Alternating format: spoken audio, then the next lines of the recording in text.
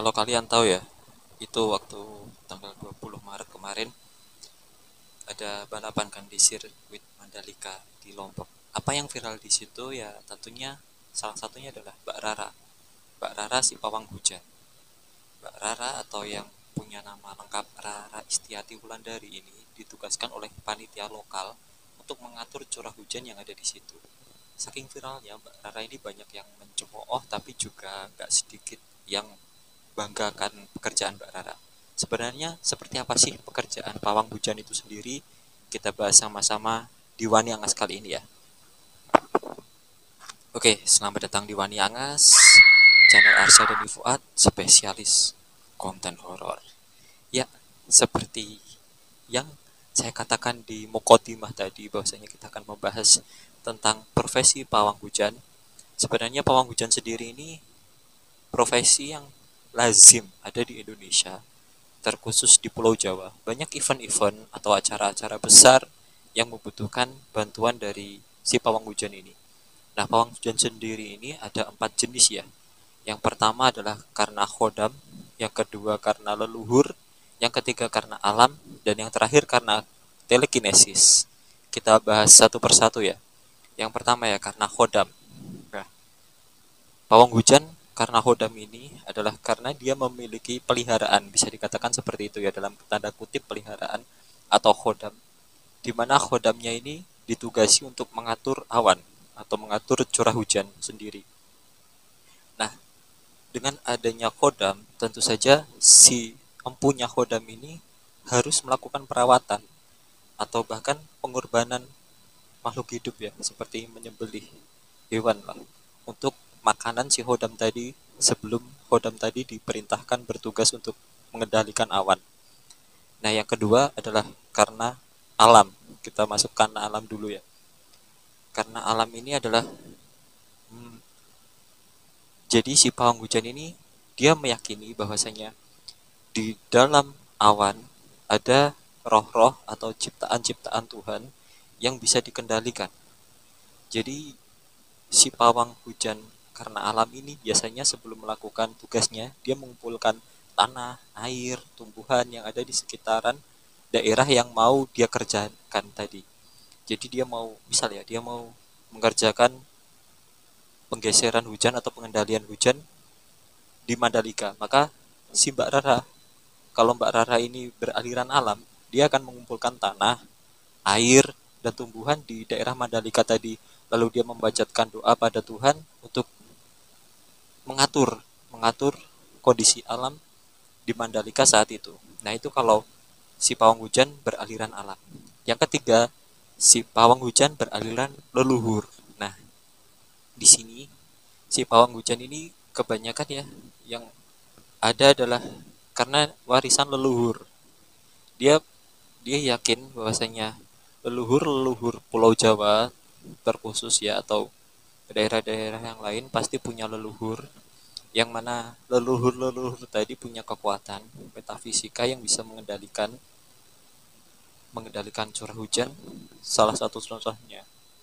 Jadi apabila si pawang hujan beraliran leluhur ini mau bekerja, dia akan memanjatkan doa kepada leluhur. Biasanya ada lelaku seperti puasa atau lelaku-lelaku yang lain yang ditujukan untuk memuja leluhur agar leluhur mau membantu pekerjaannya dalam melaksanakan tugas pawang hujan.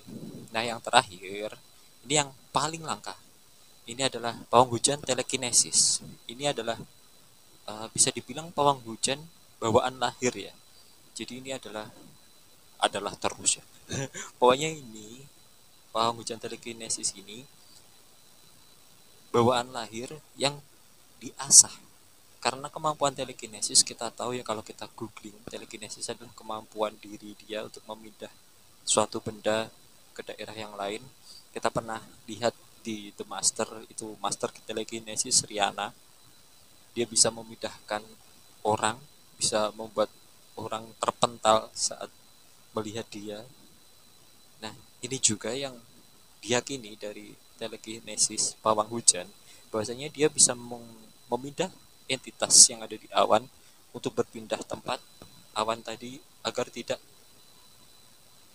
mengumpul di daerah itu. Jadi pawang hujan ini ada 4 ya tadi.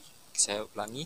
Yang pertama adalah karena khodam, yang kedua karena alam, yang ketiga karena luhur, dan yang terakhir karena telekinesis. Jadi pawang hujan sendiri ini adalah bukan membuat atau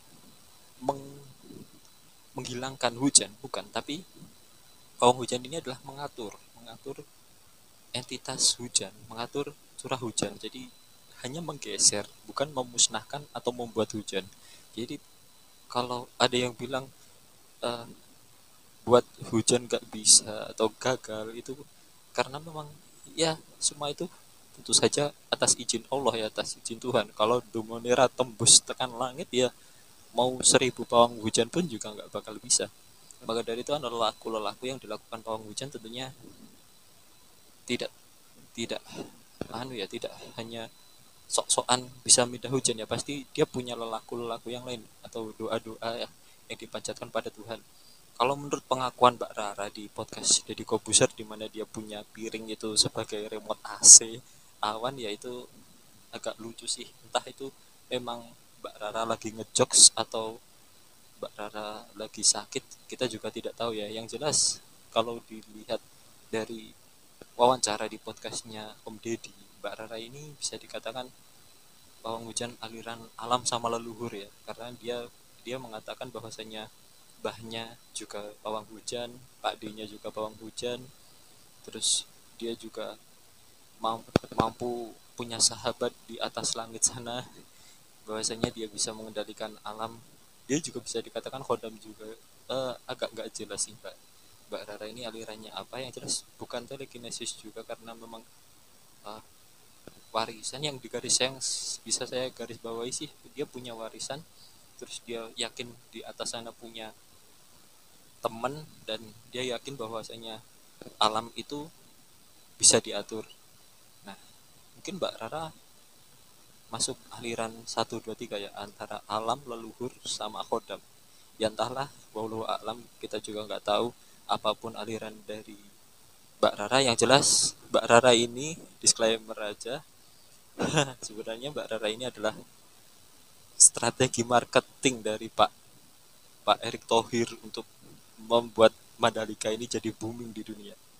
Ya mungkin itu aja gampangannya ya, daripada kita bingung mikirin Mbak Rara itu sakti apa enggak. Yang jelas itu adalah marketingnya Pak Erick Thohir dan berhasil. Oke, terima kasih karena Pak Erick Thohir sudah membuat Mandalika booming, dan terima kasih juga sudah mendengarkan Wani Angas. Ojo wani wani yan kue wedi, ojo wedi wedi yan kue wani wani angas. Assalamualaikum warahmatullahi wabarakatuh. Terima kasih.